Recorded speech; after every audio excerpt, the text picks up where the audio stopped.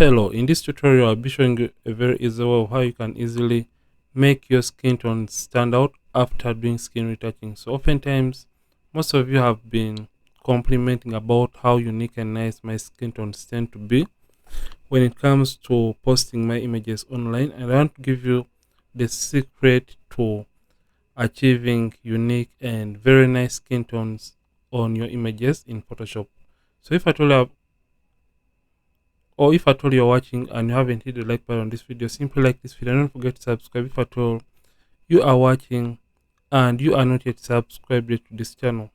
So the very first thing I tend to do in order to make skin tones better in Photoshop is simply, after retouching, you can see before and after, I create a stamp visible layer. So basically a stamp visible layer is basically more like a screenshot, and it's going to have these layers but in a combined layer. So just simply press Shift Option Command E on the keyboard for Mac. Then for Windows it is Shift Alternate Control E on the keyboard, and it's going to create a stamp visible layer. And after doing that, the next thing we are going to do, basically, we are simply going to come to Filter and come to the Camera Raw filter.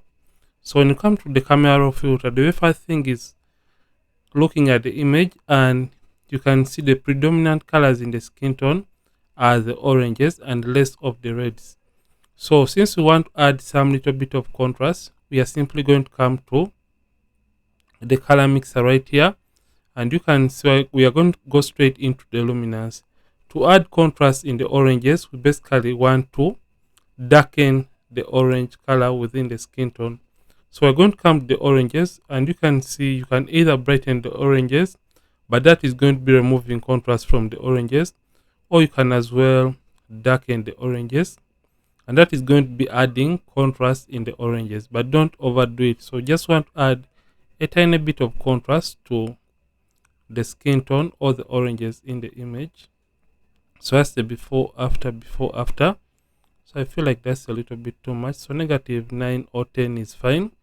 So before after, and after doing that, we simply going to come and click OK to open the image back into Photoshop. So after doing this and adding contrast within the skin, the next thing is basically having to make sure that I have a uniform skin tone.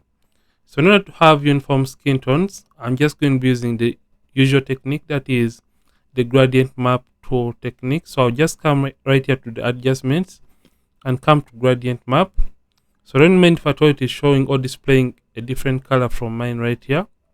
So what I'll do, I'll come and make sure that I've selected the gradient icon right there, and after selecting the icon, hide the layer, then click on the properties of the gradient map or on this color. So simply left click once and come and make sure the sample size is set 5x5 average and sample all layers is turned on, or you are selected on sample all layers, and show sampling ring is also selected. So after doing that, just put this on the side, click on this left hand pointer and open up, or left click on the color option and choose a darkest point or dark color in the skin tone of the model. So that is going to be the darkest color. Click OK, and we are going to do the same for the brightest color. Click on this pointer, then left click on the color option and click on what you feel is the brightest point of the model's skin. So I feel like that is the brightest point of the model's skin. So I'll simply click OK, then click in the middle and type the location 50. And after doing that, just left click on the color option and choose what you feel should represent the midtones of the model's skin. So I feel like that color should represent the midtones better, and I just click OK. So you can start to have mapped the colors from the original image right here, but we just want to paint this same color within the skin tone. So I'll just come and click OK, then come and activate the layer once again and come and change the blend mode from normal, and I'll change it all the way down to color, and you can see it is now affecting the overall image, but we only want the effect to affect the skin. So just come to this layer mask and press Ctrl I, or you can use Command I on the keyboard. Then come to the brushes, right click and get the normal brush tool. Make sure the hardness is 0%, and also opacity and the flat 100%. Make sure the mode is set to normal, and make sure you have black and white on these color swatches. So if at all you have any different color from black and white, simply left click on these tiny boxes to reset to black and white, or you can press D on the keyboard to reset it to black and white. So make sure white is the foreground color, and after doing that, simply zoom into the image by using Ctrl plus, or you can use Command plus on the keyboard. So basically we just want to paint the color back using a white brush on a black mask. So I'm just going to paint quickly onto the skin, just like that. So just take your time, don't rush through the process. So just come and paint quickly on the skin. You can reduce or increase on the size of the brush by using the open and close brackets on the keyboard. So I'm basically trying to paint on the skin. So keep away from painting on the makeup, because it is going to look awkward or odd when you paint or distort the original color of the makeup. So I'm just going to paint on only the skin. And if at all you paint where you don't want paint in the first place, you can always undo or paint back to erase using a black brush. So I'm just going to paint. So I'm just going to paint on the hands, just like that. I'll just zoom out slightly so that I can paint faster and quickly. So to zoom in or zoom out, you can use Ctrl plus and Ctrl minus. So I just come and paint just like that on the skin. And right now you can see that the skin is now, or the skin tone is looking better and uniform in this case. So if I told you, you turn on the before and after, you can see what we have been able to achieve. So to erase the extras, you can as well, just going to undo, you can paint using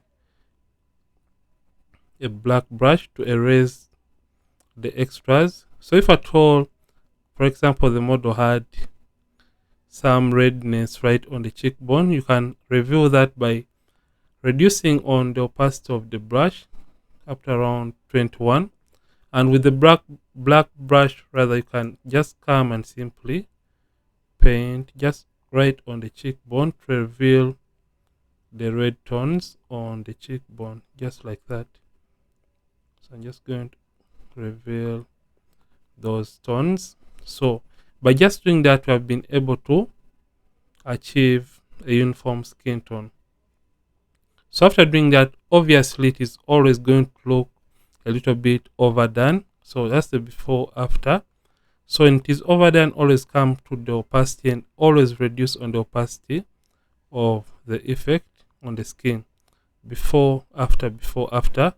And if at all it is too much, always reduce it even more so that it can look as natural as possible. So right now we have a natural looking image, and after doing that, the next thing I tend to add to make images better is simply coming to my hue and saturation adjustment layer and coming and selecting the reds, then come to the lightness and simply take down the lightness, and that is going to desaturate the colors, if at all the skin tones a little bit more on the saturated side.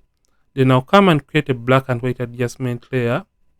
So just come to black and white and simply change the blend mode from normal to multiply, and I'll simply come the opacity and drop down the opacity just like that to around, I think 7 is okay.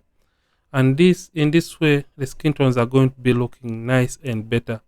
So one final thing or ingredient that I tend to add to images is simply coming and adding glow or shine to the highlights of the image. So I'll just come and create a curves adjustment layer, and after creating it, I'll come to this pointer right here under the curves, and I'll simply take it towards the left hand side until when I feel like the highlights are where I need them. I think that is okay. Then double click on this layer option to open the layer style dialog box. So I'll just come and make sure the blend is set to gray and the blend mode is normal right here. Opacity and fill opacity at 100%. So after doing that, I'll just come to the underlying layer and take out the effect from affecting the shadows. So I'll just simply move this away from the shadow areas. I'm up to when I feel like the effect is only affecting the brightest areas of the image. I think that is okay. So to refine the effect better, hold down the option key on the keyboard or the alternate key on the keyboard and split this so that it can blend better or well within the image, and I'll click OK. So after doing that, just click on this white layer mask and press Ctrl I on the keyboard to invert the effect. With the brush tool selected, white as the foreground color, opacity and flat 100%, I'll simply come and paint just using, so I'll just come and paint using a white brush to reveal that nice and beautiful glow onto the model's skin, just like that. And it is this simple step that is going to make your images look different and unique when you post them or print them out, and people are going to always recognize your work. So this is okay. So before, after, before, after. And if at all the effect is too much, always come to the opacity and reduce on the opacity. So let me show you where we started and where we are right now with this very image. So this was the image initially. I'm just going to put this in a group. So shift, and I'll just group everything. So I'll put this in a group. So this was the image. I'll also group this. Sorry about this, Ctrl Z. So I'll put these two in a group rather and show you the before and after. So this was the image after skin retouching, and it looks plain and everything is not okay. And now you can see what we have been able to achieve as before, after, before, after. So this is how you can easily make your skin tone stand out in Photoshop. And if at all you have enjoyed this, simply like this video, don't forget to subscribe if at all you are watching and you are not yet subscribed to this channel. Ronnix from ronnixphotography. Thank you for watching. I'll see you yet more videos on this channel. And don't forget to keep practicing and also keep creating.